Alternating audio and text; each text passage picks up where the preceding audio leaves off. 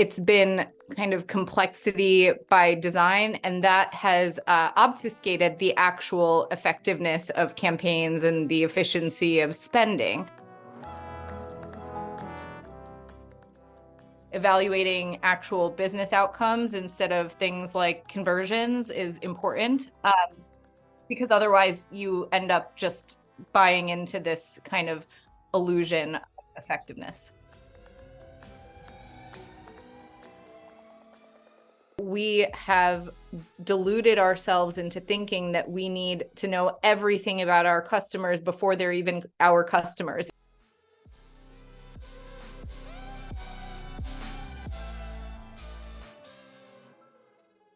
Welcome back. We have Arielle Garcia here with us today, and she combines a really good understanding of the ad industry with a award-winning expertise in privacy and responsible data use. She's the founder of ASG Solutions, a consultancy firm specifically focused on helping marketers drive sustainable growth through respectful marketing, which is what I would call real customer centricity, and was previously UM Worldwide's Chief Privacy Officer.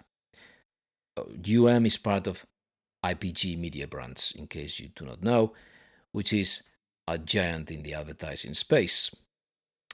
Arielle holds a JD from Fordham University and has been recognized as a top woman in Media and AdTech by AdExchanger earlier this year, which is where she also published a very popular column, making it clear why she was leaving the industry. And in 2021, she was inducted to the American Advertising Federation's Advertising Hall of Achievement due to her impact on the industry. What will we cover? We'll start with the privacy challenge in digital marketing from a social and sort of structural point of view. Then we'll dive, without much warning, apologies for that, into a few tactical examples with cookie and pixel inventories in the open market and the consequences of having ended up with a very inefficient, sort of patched up together ecosystem. From there, we'll move to efficiency. Does more data mean better results, or is data, no matter what, the best possible excuse for all investments of time and money? In other words, have reports become our desired outcome? Then we'll talk about privacy consequences of the new black box offerings, right? So in the Meta world, we've got Advantage Plus. In the Google world, PMax or Performance Max. Then we'll talk about privacy challenges of unconsented signals and conversion APIs. We'll still have time to touch on US-specific concerns regarding the use of health-related data in programmatic advertising. And then as a sort of cherry on the cake, we'll try to align customer expectations of privacy with business results. As you can see, pretty ambitious given the little time we have. Let's get started.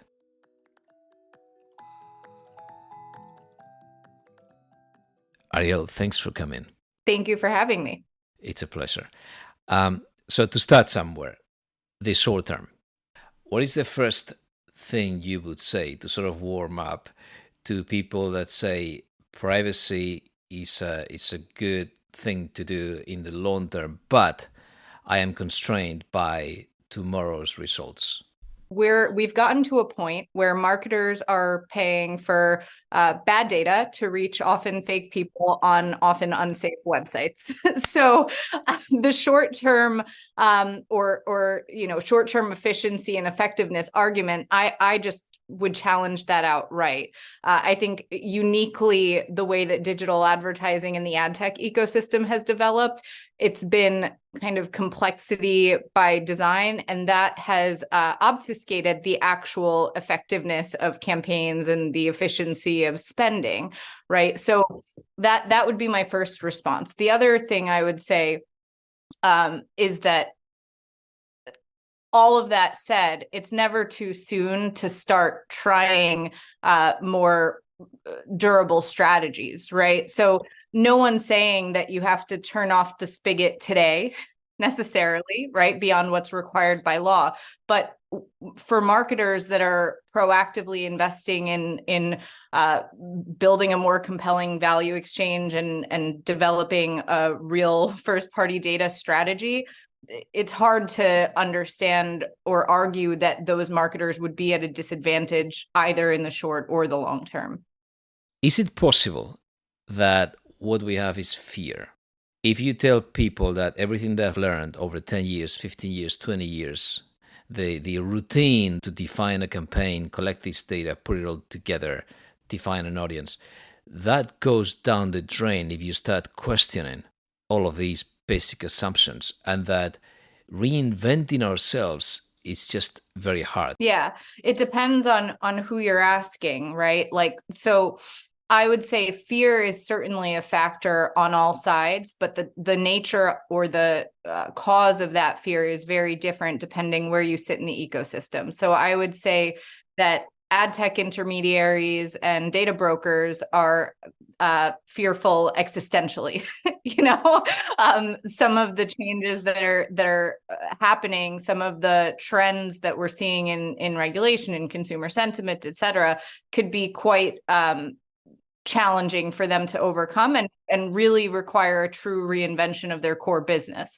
Whereas for marketers, I think that fear is fear of the complexity, fear of the reality is CMO tenure is very short. And so how long will this journey take us? And what is there on the other side, right? Like it's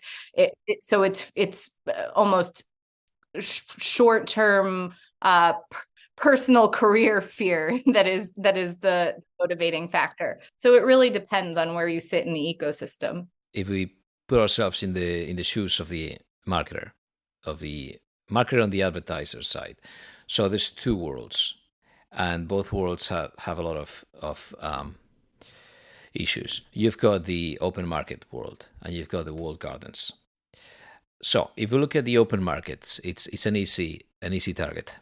There's a lot of fraud. We talked to Augustine Fu, who is very good at making enemies in the space. And nobody's questioning this thing. In the end, what we do is we keep adding pixels. And you were referring to this somewhere. If we try to clean this up, in my experience, most people, they haven't been there long enough to even know what these pixels do, so they don't dare touching them. So you've got all of this legacy stuff that keeps sending data all over the place, and nobody dares removing it. How do you see that? Yeah. I mean, this is something that that I've helped advertisers with a lot. It's funny because it's fairly simple to implement a governance process to remove stale or no longer useful pixels. Does anyone do it? No, usually not until they're going through their data inventorying exercise and setting up their CMP. So I would imagine in Europe that like there is more rigor around this process. But I will say on the US side, it was really CCPA readiness and actually more to the point post Sephora CPRA readiness, where these exercises started happening. And what you find is nobody knows what a lot of the pixels are used for. Like, so for example, and this is part of the operational challenge, right? The advertiser is the one that manages their site. That sometimes even they have another agency that's specific to their website. That's not the same party that's requesting pixels to be placed because they're using them for media activation. And that's only within the media context, right? There are pixels that go beyond that. So it takes collaboration across the board. The challenge is that even when you ask, like, inventorying your cookies, the agency teams have no clue what specific cookies are used for, which points them to the platforms or their, in all likelihood, their documentation, which is not incredibly helpful because it doesn't necessarily break out distinct purposes. There's no requirement to, right? So it's all kind of a bit of a mess. It's all kind of a bit of a mess. But the process of starting to clean up that mess is really quite simple, right? It only takes a few conversations to figure out that you're no longer using this partner, and so this pixel can actually be removed. Yeah. There's always a drastic measure, which is remove them all and see who complains. I've seen that happen a couple of times. Honestly, in my memory, no one complained, so it worked out. Which says a lot, yes. So, yeah, if we take that away, then there's the element of efficiency, which is nobody questions whether this really works. The fact that we can report on results and that these campaigns spit out data and that we can justify our work or our job, our time, seems to be equivalent to these campaigns working. How do you see that? Yeah. And, I know you've been saying in the open market versus within the walled gardens, but I frankly think that this is a challenge across the board. So I'll tell you what the epiphany was for me. So over the summer, there was a New York Times article that came out reporting on Adelytics, their new report on YouTube serving adult targeted ads on made for kids content. And so for me, obviously from a privacy standpoint, for advertisers, the challenge is then that when a child accidentally clicks on an ad and lands on their site, all of those pixels we've been talking about are going to fire, and now they're going to be tracked unbeknownst to the advertiser. The efficiency issue is that these brands weren't trying to reach kids; they were targeting adults. So here's the issue, right? And this is exacerbated when you have some of the more black boxy products, right? Like Performance Max. The challenge is, let's say that it looks like the campaign is performing well. The marketer is nervous to pause their Performance Max spending because, hey, the results are there. That's fine, as long as you don't care that it's some of those click-throughs are driven by toddlers, right? So it's artificially potentially inflating the appearance of effectiveness of that spending.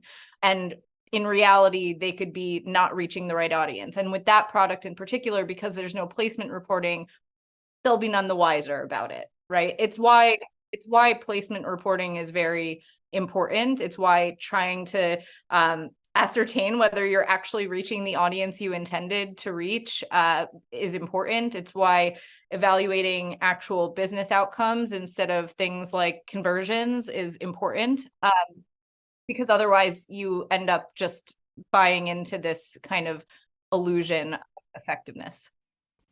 And you keep feeding the same engine because the black box thinks it's working, as you were saying. So now that you are in the walled garden space, and you're right, I see that it's a common problem. But in the walled garden space, the legal framework is obliging them to do certain things that others don't have to do. They cannot risk offering the audience selection tools that we used to have in Meta, for example. So in this black box scenario, there's a key piece, which is the conversion pixel. And something that both Google and Facebook have been looking at is getting signals from conversion events that will work, even in the case where there is no consent. So the idea is, if there is no consent, as per the new Google framework, this consent mode and how it sort of operates or interoperates with the IAB's TCF. If there's no consent, there's a signal.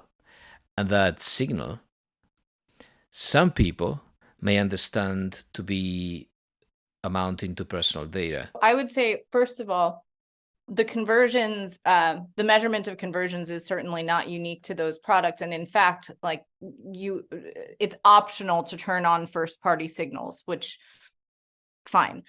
I will say about the conversion pixels and conversions APIs, and those conversion APIs started being introduced by platforms beyond Google and Meta back when Apple app tracking transparency first happened.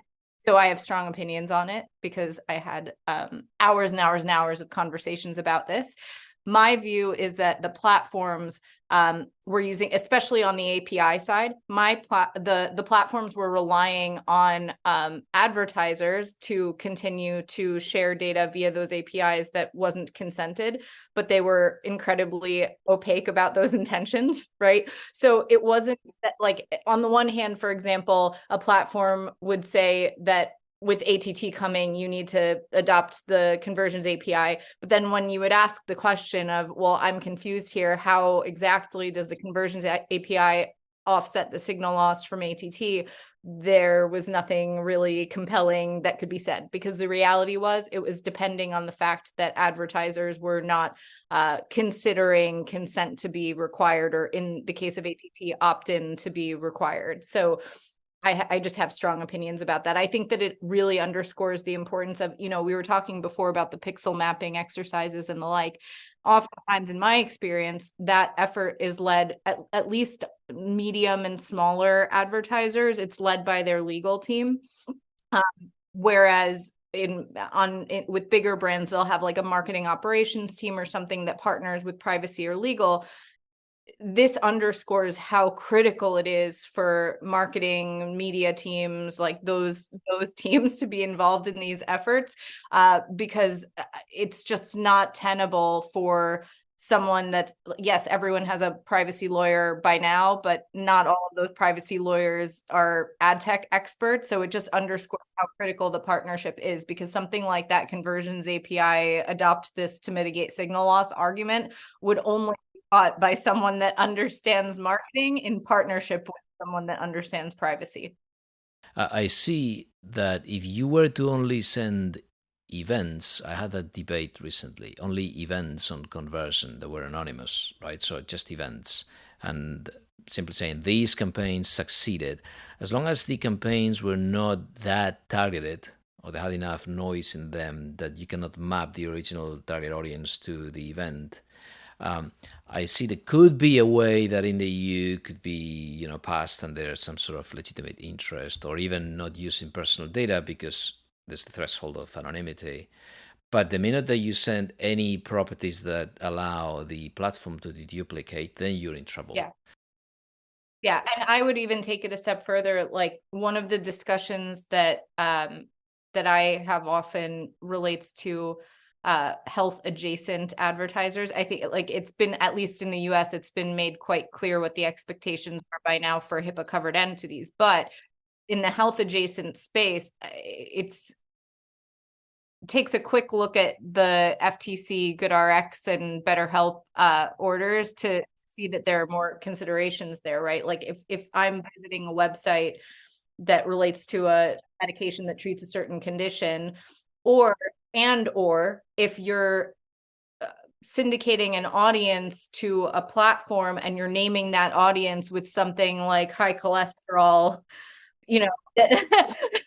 then the platform arguably knows that this cluster of IDs relates to people that have high cholesterol. So it's just important to think about what actually is being disclosed, and what is within the metadata, beyond getting hung up on, like, yes, like, the questions I would get are, do we know if IP address is being collected? And I'm like, we're completely missing the points of this exercise. We know that there's an identifier that is being passed. We have additional questions that we should be asking about this, instead of fixating on what specific identifiers are being passed and whether there's an argument for why they're not personal data. It just is, frankly, a waste of time. Is there a way that you see to align people's expectations and sort of respect for the customer base and the audience and the short term? And how would you see that in terms of communicating it and getting the most value for people that are worried about results, and sort of extracting or aligning the transparency, fairness, notice when needed with results? Yeah, I mean, I think that there are layers to that question. The first thing I would say is there have been studies that show that consumers will spend more with brands that they trust, that they expect brands to be responsible with their data. Like there's no shortage of studies around that. I guess the better question is, how do you know what matters to your specific customers? Because I would say that the way that you approach your first party data strategy should be informed by what your specific customers expect. You know, the customers of a financial institution will expect very different things from those buying batteries, right? I was reading through the FTC rulemaking on commercial surveillance. They had a call out for public comments last year. And I was prepping for some talk I was giving. And so I decided to read through the comments from people. So I like downloaded it, figured out how to do that because, you know, there are hundreds. I filtered out all of the hundreds and hundreds of industry association comments and lobbyists. And I looked at just what people had to say. And there was one particular comment that that really spoke to me. And it was from a young woman, a teenager. And she talks about how ever since she got her first smartphone, basically as a child, she's had all of this data that was collected on her. She remembers when she signed up for Snap and Instagram and the social platforms that she didn't understand why they needed all of this data. And now that she's using menstrual tracking apps, she sees that all of this sensitive data is being collected and used as well.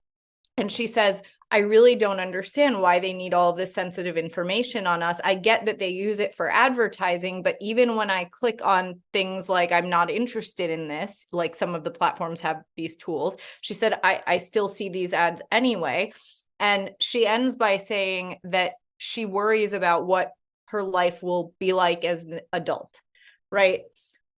We as an industry need to be paying attention to that, right? And I will say, you know, that comment spoke to me, but there were dozens and dozens and dozens, and different people have different elements that are of concern to them. And I would imagine that if effort was invested in actually hearing from, surveying customers of different verticals, of different brands on what matters to them. You know, there was a study that was done a while ago that asked people what specific pieces of information they'd be willing to exchange for what purpose, to understand really like the value exchange from the consumer's perspective. Those types of efforts are really valuable as we think about building first party data strategies, because all too often, all of these conversations, and all of the conversations about alternative identifiers and the cookieless future, they're still missing people. We're still not thinking about people. And unless we solve that issue and figure out what's compelling to people and how to get them to trust us with their information and how to deliver value in exchange for that, all of these conversations are moot. Then we have another problem, right? So we need to ask people, we need to know more. And then we've got the challenge of propagating this to the system. And you mentioned cookieless and ID platforms and all of these things that are coming up and that keep saying this is compliant, this is privacy first, and all of that we're all so tired of. But the idea is that it is about doing the same thing and perpetuating the same logic. Do you see a way to be able to reach an audience and yet respect these expectations? There's plenty of ways to reach audiences and respect their expectations. The problem is we keep asking the wrong question, because we keep speaking in terms of what the replacement is to third-party cookies, as if the issue with the fragmentation of ID solutions is the only fragmentation issue that we should be thinking about. And the reality is that we have deluded ourselves into thinking that we need to know everything about our customers before they're even our customers, even when we're processing. Yeah, very good. And the reality is that when we get back to thinking about marketing from a human standpoint, we remember that people don't expect you to know everything about them before you meet them or when you first meet. And so there are different strategies and tactics that will be appropriate for different stages in your relationship with the customer. And again, I get back to for different brands, like I will have a deeper relationship with my bank than I will with the company whose batteries I buy. That is just the reality of it. So I think to ask the right question is to understand what consumers are expecting at each stage of their relationship in context of their relationship with your brand. And when you get to that point, there may well be elements of the campaign where retargeting makes sense, where using their data makes sense, using their personal data makes sense. But there may also be points in your relationship with the customer that it's more about the context of the ad, right? So I just think that we need to stop thinking in terms of technical solutions to signal loss and more about how do we nurture respectful relationships with our customers. That's fantastic. Arielle, thank you very much. No problem.